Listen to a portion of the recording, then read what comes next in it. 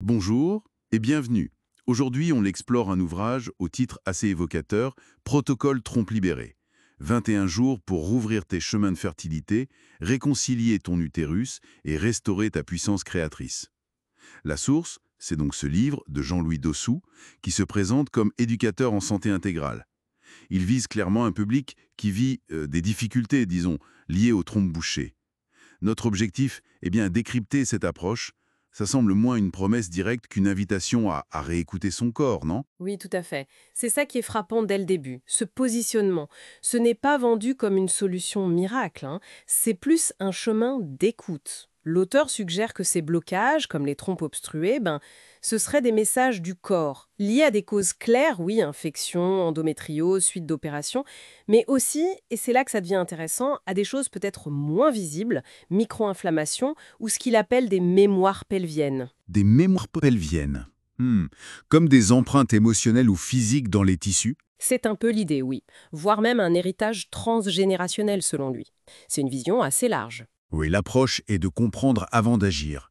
Il utilise des images, comme les trompes, ces routes de la vie qui seraient fermées. Il y a même une fiche d'auto-évaluation, j'ai vu ça, pour faire le point sur ses propres signaux, physiques et émotionnels. Exactement.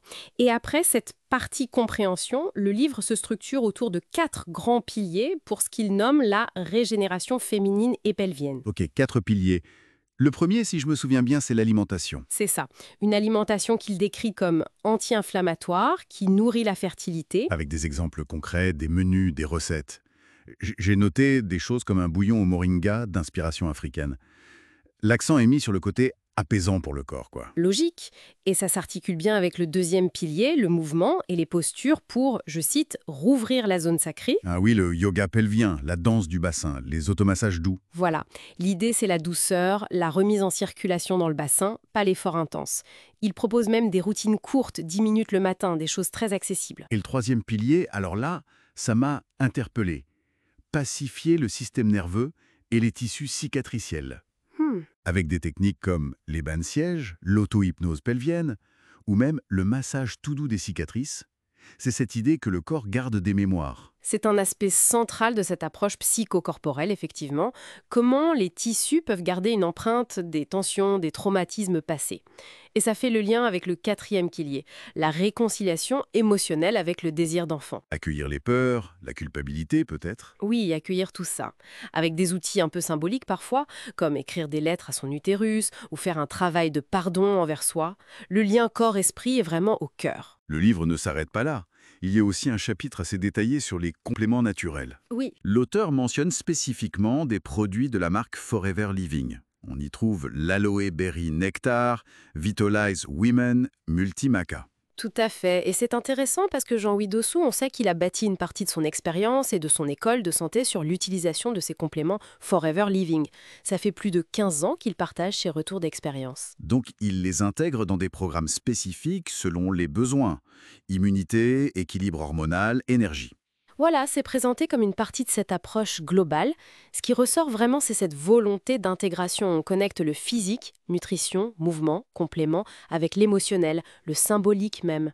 Et le protocole de 21 jours à la fin, il sert à mettre tout ça en pratique, c'est ça? Exactement, pour rendre la démarche concrète, pas à pas, avec des phases claires. Préparation, décongestion, fluidification, ouverture. Et des outils comme un carnet de bord, des listes. C'est très guidé. Bon, alors, si vous devez résumer l'esprit de ce livre, c'est moins une méthode pour réparer quelque chose qu'une invitation à renouer le dialogue avec son corps. C'est tout à fait ça. À l'écouter différemment, comme un partenaire.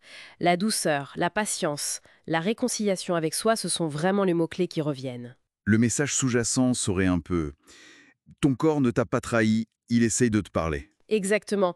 L'idée est de redonner à la personne des clés pour agir sur plusieurs plans, de façon autonome et intégrée. On voit bien l'expérience de l'auteur derrière qui a aussi fondé une communauté autour de ces principes de santé intégrale. Une démarche qui, selon le livre, va au-delà de la simple fertilité pour toucher à une puissance créatrice plus large. Et ça ouvre une porte intéressante, non?